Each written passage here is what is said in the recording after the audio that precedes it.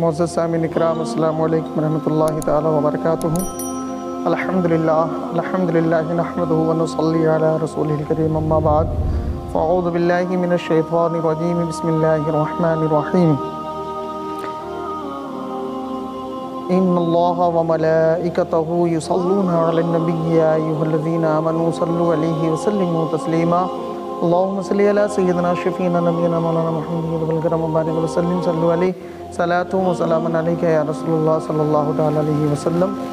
حضرات محترم، آج انشاءاللہ تبارک و تعالی میں آپ لوگوں کے سامنے نماز کے تعلق سے چند باتیں بتانے کی کوشش کر رہا ہوں۔ وہ باتیں جن میں 6 چیزیں شرط ہوتی ہیں، جس کو ہم شرائط نماز کہتے ہیں، جانتے ہیں اس نام سے، کہ وہ کون سی 6 باتیں ہیں جو نماز میں ہونا شرط ہے، جس کے بغیر ہماری نماز نہیں۔ تو آئیے اس کو ہم جاننے کی کوشش کرتے ہیں، اور کیوں نہ ہو، کیونکہ نماز ایک ایسی عبادت ہے، ایک رب کی ایسی عبادت ہے کہ جب میدان محشر قائم ہوگا تو پروردگار عالم سب سے پہلے جو سوال و جواب کرے گا وہ نماز سے کرے گا۔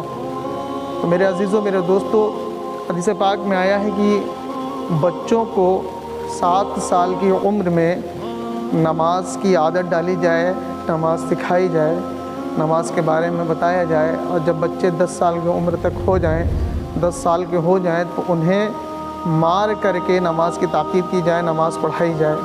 تو آئیے ہم اور آپ جانتے ہیں کہ وہ نماز کی 6 باتیں کون سی ہیں نماز کی، جن کو نماز کے شرائط کہا جاتا ہے۔ تو سب سے پہلے ہم بات کرتے ہیں ان 6 باتوں کی۔ تو سب سے پہلے ہے طہارت۔ طہارت یعنی پاکی۔ تو میرے عزیزوں، میرے دوستو، طہارت کا مطلب یہ ہوا کہ نمازی کا بدن یعنی نمازی کا جسم، اس کا لباس، وہ جس مقام پر، جس جگہ پر نماز ادا کر رہا ہے وہاں پر کوئی نجس چیزیں نہ لگی ہوں، یعنی پاخانہ، پیشاب، شراب، گوبر، لید، مرغی کی بیٹ وغیرہ نہ ہو، وہ ہر طرح سے پاک ہو، تو وہ ہے طہارت۔ یعنی نمازی کا جسم، نمازی کا لباس، اور نمازی کی جس جگہ پہ وہ نماز ادا کر رہا ہے وہ ساری چیزیں پاک و صاف ہوں۔ اس کے بعد دوسری شرط کیا ہے؟ دوسری شرط یہ ہے ستر عورت۔ ستر عورت کا مطلب یہ ہوا کہ چھپانا، یعنی وہ جگہ جو چھپائی جاتی ہے۔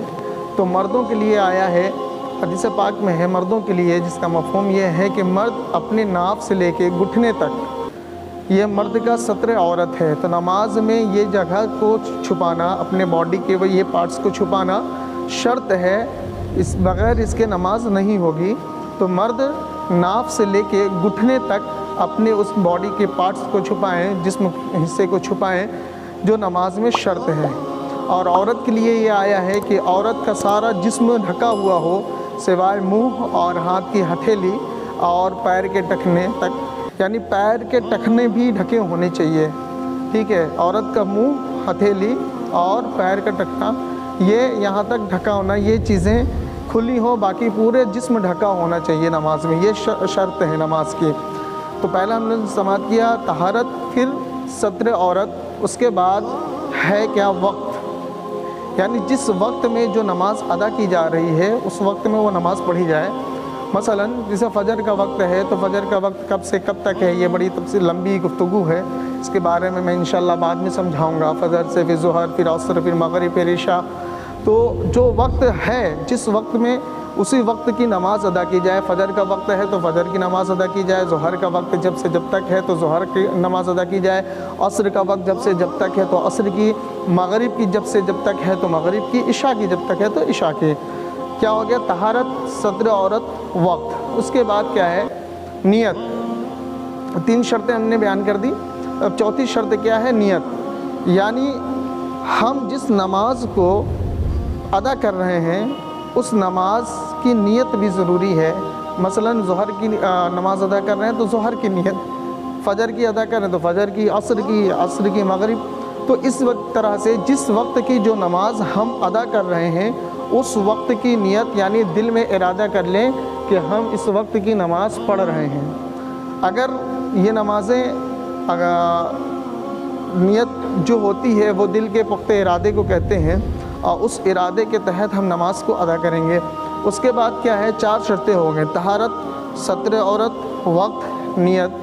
اب آتے ہیں 5ویں شرط پہ۔ 5ویں شرط کیا ہے؟ استقبال قبلہ، یعنی کعبہ شریف کی طرف، قبلے کی طرف ہمارا رخ ہو، ہمارا منہ ہو، اس طرف ہم منہ کر کے نماز پڑھیں۔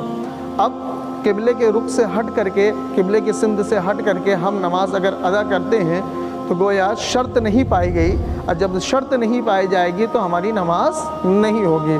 تو 5ویں شرط جو ہے وہ یہ ہے کہ استقبال قبلہ، یعنی قبلے کی طرف منہ کر کے ہم نماز کو ادا کریں۔ 6ٹھی شرط کیا ہے؟ تکبیر تحریمہ۔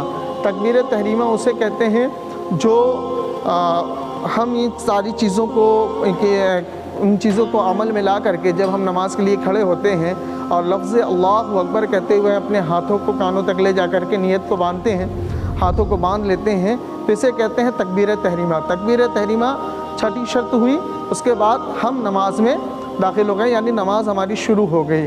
اب کسی طرح کا کوئی بھی کلام نماز کے ارکان کے علاوہ اگر ہم کرتے ہیں، نماز کوئی بھی کام یا فعل کچھ بھی کرتے ہیں، تو گویا ہم نماز سے باہر، یعنی نماز سے خارج ہو گئے، ہماری نمازیں نہیں ہوں گی۔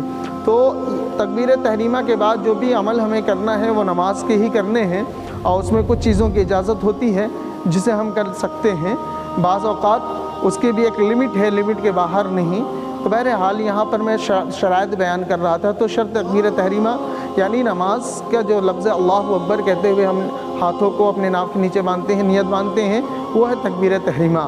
اب تکبیر تحریمہ سے حالت نماز میں جو تکبیر تحریمہ سے پہلے 5 شرط ہیں، طہارت، ستر عورت، وقت، نیت، استقبال قبلہ، تو ان 5 شرطوں کا خیال ہمیں نماز میں بھی رکھنا ہے۔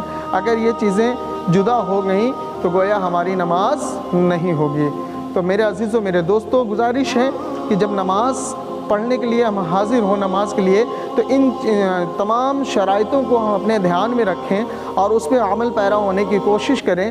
ہم جب انشاءاللہ تبارک و تعالیٰ ان باتوں پر عمل کریں گے، ان کو اپنے عمل میں لائیں گے، تو انشاءاللہ ہماری نماز بہتر ہوگی اور رب کی بارگاہ میں مقبول ہوگی۔ السلام علیکم ورحمۃ اللہ تعالیٰ وبرکاتہ۔